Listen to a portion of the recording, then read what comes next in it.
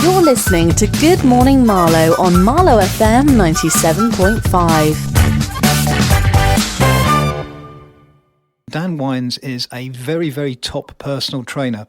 He is really well known for motivating his clients to success. And I'm really, really keen to find out how he manages to instill that level of adherence into his clients.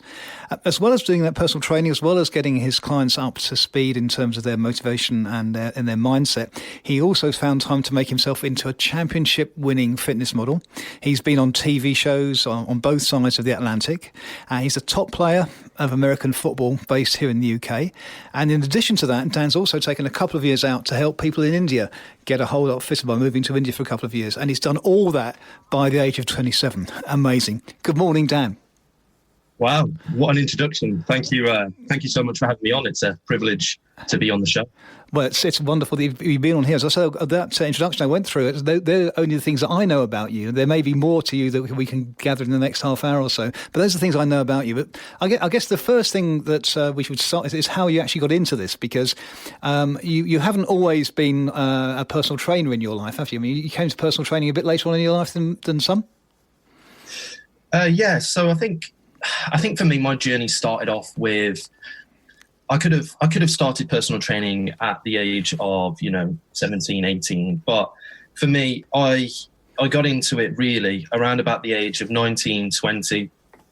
And it was because I kind of got to this point in my life where I had a crucial choice to make. You get to university level or, the end of college, and, pretty much everyone is telling you at this point, go to university, get a great job, get a good salary, the usual kind of route. And I have no problem with that. However, it just wasn't for me. And I didn't necessarily know what I wanted to do. And that was why it wasn't for me. If I'd have known that I wanted to be a doctor or, an accountant, and there was an actual route for me to then come out at the end and be like, okay, I want to do this. I kind of had this epiphany that I wasn't sure where I wanted to take my life. I didn't really have a purpose as such. And I didn't want to just, live to pay bills. And it's not necessarily that I've chosen personal training because there's lots of money to be made in it. And, as you know yourself, it's very hard to make a lot of money in that industry. But it was, I wanted to be able to have an impact on people. And it took me a long time to figure out what I wanted to do to be able to impact people in the way that I currently do. And it actually was a big, long self-development journey myself. After I dropped out of college, I was actually on track to go into Coventry University to do automotive design. I realised at that point, it wasn't for me. I was very artistic as a child and wanted to be able to draw. But the industry had just moved on from that, and it was more CAD designs and working with computers all day. And to be honest with you, that just didn't interest me as much as the actual artistic element of being able to put pen to paper or pencil to paper and physically draw out something. So then I basically took a step out of it and was like, what is it that I actually enjoy? What can I do for the rest of my life that I'm going to enjoy and I'm going to get a sense of, fulfillment from? And it took me around about 6 to 8 months of solid searching on a day-to-day basis to be able to recognize I really loved I knew that I loved the gym, but I'm talking 8-9 years ago at this point. It's not, the fitness industry was not where it is today. Personal trainers weren't a common thing, and personal trainers weren't people that were viewed as a professional, if you like. It was stuff that firemen did in their spare time, or policemen did in their spare time, or people did and had another job alongside it. So there was lots of barriers, I guess, back then, as opposed to what there is now with getting into the fitness industry. And I just, I just kind of came across it, and I'd come from this background of very sporty, but very, very skinny. I was 8 stone up until the age of about 16, 17, which is around about 50 kilos. And at 5'11", that's very skinny. And I just didn't have any confidence with that, no self-esteem. I was very quiet, timid, shy, and Chris, you know me now, so that's like the complete opposite of me. And, I can talk for England now. But I had to do a lot of work, and I kind of noticed that my own confidence changed, my own mindset changed as I was developing in the gym. And with that, I kind of thought, you know what, I would love to be able to give this back to people. And that's kind of where it started, and I've not looked back since then. That's an amazing story. I mean, you have always struck me as somebody who has an amazingly high level of dedication. You apply yourself to anything. You don't let yourself get sidetracked by it. Once you set yourself a goal, you stick to it no matter what. And it's something I rarely see in people of your age group, in the mid to late 20s. But not only do you have it for yourself, you also instill that level of adherence to the rules to your clients, to people who come to you and say, Dan, I want to get fitter, or Dan, I want to lose weight, or whatever they say to you. How are you able to instill that level of confidence? Because, I mean, I'm also a personal trainer in my spare time as well, but my clients are always continually backsliding and not doing what I tell them to do. You don't seem to have that level of problem with yours, because you are able to instill within them a level of their own commitment that matches your own. How do you do that? Oh, it's a great question. I think for me, I've always approached this from a very empathetic standpoint. So I understand that it's hard. You know, you've developed behavioral patterns, lifestyle patterns that, you know, in some cases, people have had these lifestyles and behavioral and eating patterns for, 20, 30, 40 years. So it is very hard. But I think my first point of call with every client that I start with is I have to understand them, what makes them tick, why they want to achieve their goals. And I often ask people, the first question I ask is, why do you actually want to achieve this?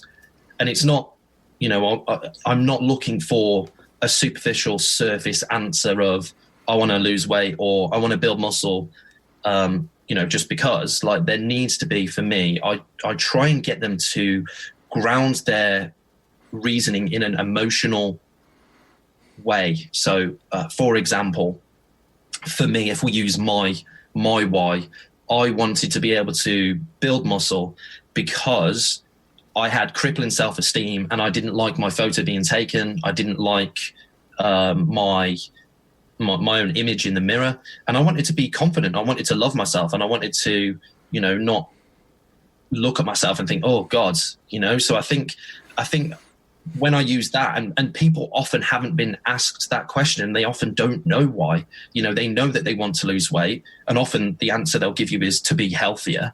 But actually, if you dig a little bit deeper, and this is not for the trainer to do, this is for the client that's coming to you to dig deeper and go, why is that? Obviously I can guide you and say why, but you need to do the work to kind of figure out, what is the deeper emotional reasoning behind why you've come to the conclusion that you want to change your body, your lifestyle, whatever it may be. And that's the first port of call. And then it's basically about me making it as fun and as easy as possible. That sounds very, very weird, because a lot of people will be thinking now that are listening, well, it shouldn't be easy. It should be hard because I'm, trying to change my body. It should be challenging. And to a certain degree, yes. But, and that's a strong but, it needs to be achievable. And what I'm looking to do is instill something in someone that they can do for a long period of time and then keep that going for a long period of time. Because if they can only do it for 6 weeks, 8 weeks, 12 weeks, anyone can do that. I mean, it's an achievement in itself for some people to be able to do something for 12 weeks. Don't get me wrong, that is an accomplishment.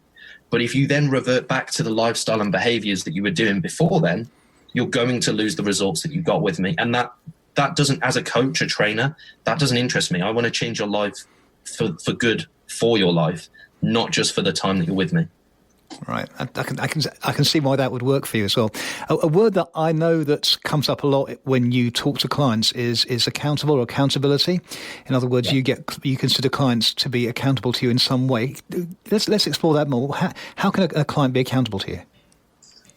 I create accountability with my clients in a few different ways. So one of them is I work a lot with people online, so all over the world, different time zones and all that stuff. But I give them a document to fill out each and every week. And the document is essentially a tick box. I've created this plan for you to achieve whatever goal it is whatever food might be in there that you enjoy, whatever training that enables you to get to the goal, everything is created specifically for you. And all I ask in return is they basically fill this out for me. They tell me what they do on a day-to-day basis. So whether it's the gym, obviously at the moment we're in lockdown, so all of my clients are doing home workouts.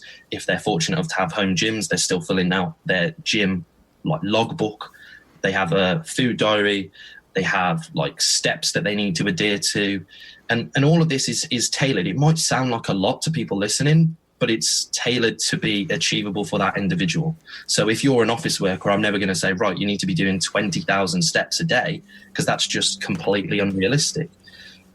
So they send that to me once a week. And the other way that I create accountability is they send me what is called a weekly check-in. So this weekly check-in, they will take photos, measurements, fill out a little questionnaire based off how they're feeling in terms of motivation, sleep, stress, all of these kind of micro points that will make a big difference.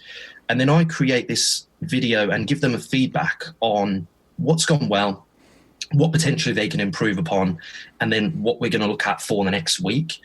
And then it's just a case of keeping that contact. I'm very open with my clients and say, look, I'd rather you be completely honest and tell me when you have a mess up, because I'm not going to berate you for it. It's going to be something that I can work alongside you with and help you to work around it and actually help you to achieve that goal. It's going to be better for you to just be completely honest. So I think, again, going back to the empathy standpoint, they're very accountable to me, but they know that they're not going to get, I can't believe you've done this. It's never a demeaning. It's more of a case of, okay, cool, that's happened. Let's see what happens now. And then we'll work around it. And I think that's it. It's just that open line of communication as well. I'm talking to Dan Wynes, who's a top personal trainer. Fascinating guy. Dan, I've had a couple of questions come in by email for you. I hope you can handle ad hoc questions. First one is from Rebecca. I think it's one that you'd like to hear. Rebecca says, where can she find more information about you as a personal trainer and how she can sign up to your courses? So probably the best place is actually my website. That's danwynesfitness.com, spelled W-Y-N-E-S. And then anywhere on social media, also Dan Wynes. Great. So, Rebecca, if you could look up, it's danwynesfitness.com. Yep, and Wynes is W-Y-N-E-S.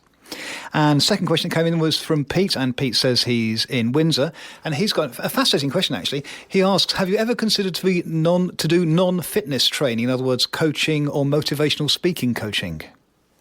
That's a great question, actually. Yeah, I have. That's an ambition of mine. I want to go into coaching in that sort of sense as well. I'd love to do live coaching, and then also, ultimately, the pivots of the very high end of that would be motivational speaking for sure, because fitness for me at the moment is a way that I can help people, be the best versions of themselves, feel better about themselves. But ultimately there is many forms of that. And motivational speaking is one, and that is something that I would absolutely love to get into. I've already, before lockdown, actually, I was about to join a local speaking group to get better at that. So it's funny that that's come in. We'll see what happens. But obviously at the moment, fitness is my main game, but I'd love to do that. Oh, great question. Thanks for that question, Pete. A question now for me is, one of the other things I know that's on your very, very long fitness CV is that you've also appeared on stage and won fitness model championships. That's right, isn't it? Yeah, it is, yeah. Tell us a little bit about that. What's that? Many people may not know a lot about that. I think I probably do, but tell them anyway. So I always explain this in the following way. Fitness modeling is kind of like bodybuilding, although much, much smaller muscle frame. It's more like the cover of Men's Fitness, Men's Health, the kind of beach body physique that you would see as a mainstream male model, a bit muscular, kind of like the superhero physique as well that you'll see on the movies now as well. And it's essentially the practice of getting into the best possible shape you can. So getting very, very lean, and whilst maintaining balance in your physique. So the way I like to approach this is, imagine yourself, if I use the words of the very wise Arnold Schwarzenegger, he says that your body is your own sculpture. And that's very true. You know, you can work and shape your own physique. And this is essentially the showcase of that. So this is the culmination of years and years of training, eating well, and in particular, getting on stage, you're getting down to a very, very low level of body fat to showcase that muscle. And also as well, one of the things about it is you have to wear the small pair of Speedos you can possibly imagine, which, you know, for a lot of people it can be very off-putting. But again, it's just to showcase your physique in the best possible way, whilst getting extremely tanned up and also posing on stage and essentially performing a routine, not quite like a dance, but more as opposed to, you know, poses. So if you were in an art room and you were doing lifestyle drawing, essentially you would, you know, have a model in front of you. You're basically doing 4 or 5 poses, then you're moving to another area of the stage, doing another few poses, and then going to the opposite end of the stage, and then standing at the back and then being compared against other athletes. And again, that's something that I wanted to do because I came from a background of not actually having that much confidence and self-esteem in my own image. So doing that was essentially a massive, massive challenge for me, because just getting on stage for me was a huge accomplishment, you know, going from someone that didn't want their own photo being taken to standing on stage in the smallest pair of briefs in front of a few thousand people, actually being judged on what I look like. So that for me was my reason for getting into it. And as you said, I eventually, after I think about 6 competitions, ended up winning a few. So it was a great experience. It sounds absolutely amazing. As I said, you're known on both sides of the Atlantic, and I guess something you might have taken from America is a love for American football, which is a sport I've never tried. It looks far too dangerous for me. But tell me about how you got into American football, and that's here in the UK, of course. Yeah, I mean, I actually had a stint when I was a lot younger. My dad took me to play flag football, which is essentially the non-contact version of that, and I played that for years. You know, I played that from about the age of 5 till about the age of 11, 12. And I was very lucky because it wasn't as popular as it is now. Like, it's still a very niche sport, and it's still, you know, coming out into its own here in the UK. But in America, it's huge. You know, it's one of their main sports. And here, it's, like I said, it's getting more popularity with the NFL games coming over to London, you know, 4 times a year now. But back then, you know, the closest team was, you know, about an hour away, and my dad had a keen interest in it as well, just from watching it on TV. But I got into it very young, very early, and I ended up playing for Great Britain. And that was one of my first, you know, real points where I kind of recognised that when you really work hard at something, whether it's fitness or business or whatever it might be, that you can accomplish it. And I literally just made sure that I did the work, which sounds so oversimplified, but I looked at what I wasn't good at and just worked hard on those areas. And then I ended up, you know, we went to Germany and we ended up playing in the European Championships for Great Britain, and that was when I was 11. So then unfortunately I had a break. The team that I was playing for, you know, folded. So I then didn't play until, you know, a few years ago, and got back into it and started playing again for the last year. Unfortunately, the season was cancelled this year because of obviously the current situation. But yeah, I love it. I think it's a great sport. For those that don't know, it's very similar to rugby, except with rugby, you don't have any protective wear. There's rules. With American football, in a simplified manner, you have 4 attempts to get 10 yards. And if you don't, the ball gets turned over to the other team. If you get to the other end of the pitch, you score. And it's the reason why you need the protective wear, the shoulder pads, the helmet, is because you don't necessarily have to have the ball to be hit. So it's a very brutal sport. And last year, I got many, many injuries. You know, I broke my left forefinger, cracked some ribs, tore my rotator cuff. lots of things, which brings you to the point, why would you play it? I have never felt so alive in any sport. I think it's that kind of primal instinct, getting that aggression out. I think it's a tremendous sport that's just very, very fun. And I've had a passion for it from a very young age. And yet again, it shows the dedication that you have and the way you're able to apply such motivation to conquer something, to achieve something up against a challenge that we were talking about before in your personal training. Yeah. Another thing, probably the last thing I've got time to talk about, in fact, is you took on an amazing personal challenge, which is you decided to go to India for, I think it was maybe 2 years or maybe even longer, I don't know, you can correct me on that. But you went over there specifically with the aim of trying to improve the fitness levels of the population. So, I mean, to go to India, well, tell us how old you were when you went and how long you went for. So I went in 2017. And I was there for just about a year and a half.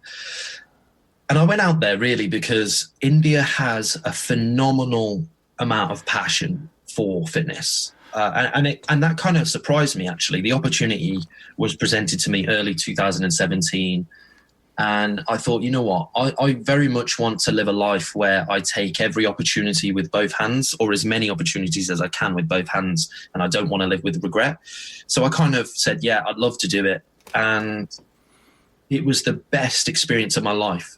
You know, obviously there was things that I was concerned about. You know, moving to another country is a huge deal, and particularly a country that the culture is very, very different to Westernized culture. And it was like I said, that I cannot tell you how much I loved that experience. You know, the people are probably the most humble, welcoming and warm people I've ever come across. So friendly. And I spent pretty much the whole time traveling around the country, delivering seminars to personal trainers in gyms, organizing and judging fitness model competitions, which I'd previously competed in, and also developing a gym franchise chain as well, which was unbelievable. You know, I was very, very lucky to be in a position where I had a mentor, the owner of Body Power, actually.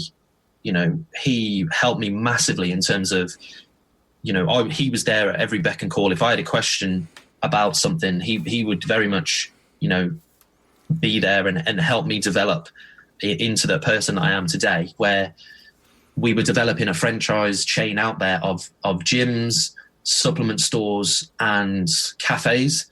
And that meant that I was, not only doing these incredible things in terms of, helping people on a day-to-day basis in terms of, the nutrition knowledge and the training knowledge. They've got this massive, massive interest in fitness, but they're a little bit further behind than we are. The trend has only just come to India, whereas, it's 5 or 10 years behind where we are currently here.